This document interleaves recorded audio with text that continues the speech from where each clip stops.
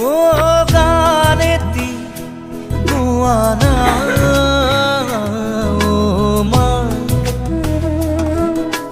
হাত বোলাই দিয়ানা ও মা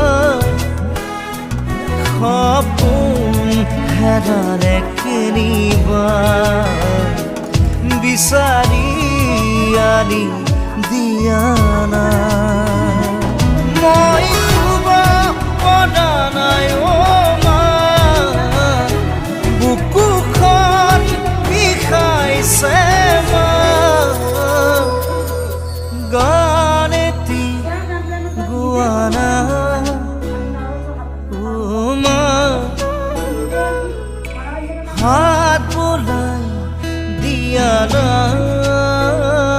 অ মা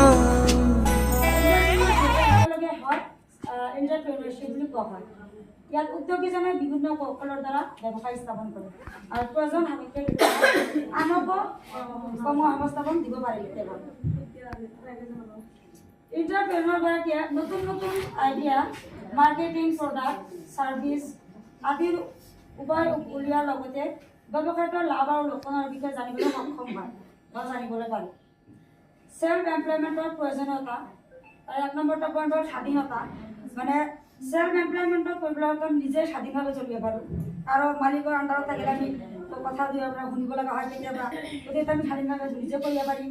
আৰু 2 নম্বৰটো হ'ল আৰ্থিকভাৱে স্বাৱলম্বী হোৱা। নিজকে আৰ্থিকভাৱে আমি কেনেকৈ স্বাৱলম্বী কৰিব পাৰোঁ বা নিজে যাতে কাৰো হাত পাতিব নালাগে।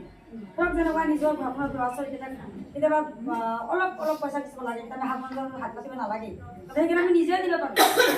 আৰু তেনেকুৱা ধৰণৰ স্বাৱলম্বী আমি হ'ব লাগিব। কৰ্ম সংস্থাপন সৃষ্টি কৰা। আৰু এনেই আমাৰ নিজেতো হয় তাৰে এনেই কিছুমান আমাৰ আছে নহয় মহিলাসকল গাঁৱৰ যিবোৰ কাৰণে কৰ্ম সংস্থাপন নকৰে, সিহঁতক আমি কিবা এটা দিহা পৰামৰ্শ এই সেল্ফ এমপ্লয়মেণ্টৰ জৰিয়তে আমি সিহঁতক আগুৱাই লৈ যাব পাৰোঁ আৰু কৰ্ম সংস্থাপন আমি সৃষ্টি কৰি দিব পাৰোঁ। আৰু নিজৰ পেশ্যন ফ'ল' কৰা।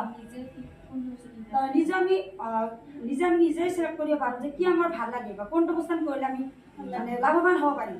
সেইখিনি আমি কাৰো লগত মাতিব নালাগে, কাৰো লগত বুজিব নালাগে, নিজে নিজে সেইখিনি আমি কৰি নিজে নিজৰ পেশ্যন আমি ফ'ল' কৰি যাব পাৰোঁ। আৰু ৰিস্ক লৈ নিজে আগুৱাই যোৱা। মানে নিজৰ দায়িত্বটো নিজে আমি আমাৰ যিকোনো এটা কাম কৰিবলৈ হ'লে